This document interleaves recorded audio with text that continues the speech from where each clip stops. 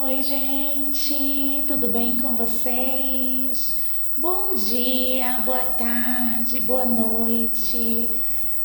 É isso aí, meus amores. Seja muito bem-vindo ao canal Flávia Queiroz e você. Meu povo, hoje eu estou aqui para atender o pedido de um inscrito. A pessoa escreveu assim para mim: Flávia, conta para nós um pouco da tua história como pessoa com deficiência visual. Muito bem, meus amores, por isso que eu sempre falo, deixe sugestões lá no canal para nós, que é muito importante. É muito importante a sua sugestão. Quem sabe a sua sugestão não será o próximo conteúdo, não é mesmo? Antes de irmos ao conteúdo, inscreva-se no canal, deixe seu like, deixe a sua sugestão, ative os sininhos de notificações, compartilhe e faça o canal Flávia Queiroz e você crescer, meu povo. É isso aí. Muito bem. Hoje eu estou aqui para contar um pouco da minha história. É uma história bem longa, então nós vamos contando aqui por partes.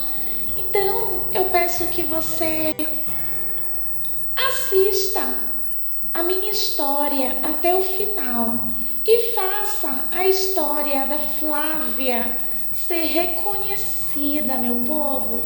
Compartilhe com teu amigo, com teu vizinho, com teus familiares. E quem sabe a minha história não possa ser inspiração para você também. Então eu vou contar aqui um pouco da minha história desde o meu nascimento. Eu sou uma pessoa com deficiência visual, ribeirinha. Nasci no interior de Afuá, em um vilarejo chamado Novo Progresso. Sou filha de Eliude Pereira da Silva e Osiel Vasconcelos Queiroz. Vim de uma família muito humilde, que tem orgulho de ser humilde, mas que é muito honesta. Eles criaram filhos com muita educação. E eu sou uma delas. Bom, quando eu nasci, aos 3 meses de vida, os meus pais notaram algo muito diferente em mim. Eu não era uma criança que prestava atenção nas coisas. Se os meus pais colocassem um brinquedo nas minhas mãos, eu brincava, mas se o brinquedo caísse, eu chorava e não pegava o brinquedo, não ia pegar. Então meus pais acharam isso muito estranho, não era normal para uma criança de 3 meses de idade. Ah, mas eles não descobriram a tua deficiência antes? Não. Porque você que já foi do interior, você que já visitou interiores por aí, hoje as coisas já estão mais modernas, né? Mas naquele tempo, o pré-natal não era tão detalhado quanto hoje. Antigamente não tinha o teste do olhinho, antigamente não tinha as ultrassons, né? Então, era muito complicada a situação antigamente.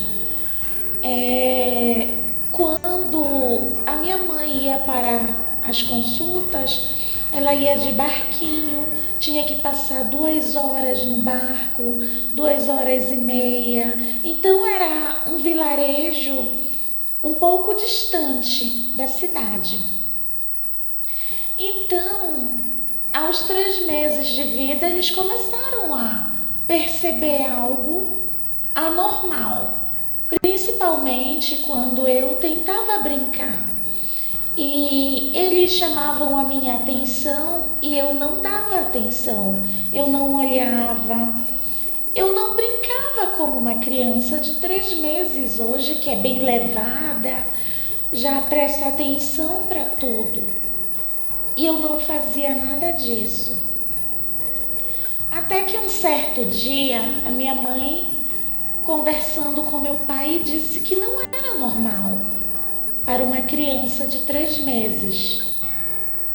Eles decidiram me levar ao médico com a ajuda dos meus padrinhos, que incentivaram.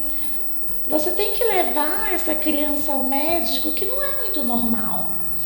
Então me levaram para consultar em Afuá. Só que em Afuá não tinha muito o que ser feito, devido a ser uma cidade, naquele tempo era uma cidade pequena, como é hoje, porém era muito pacata, né? Então me encaminharam para Belém do Pará, onde lá foram feitos vários exames.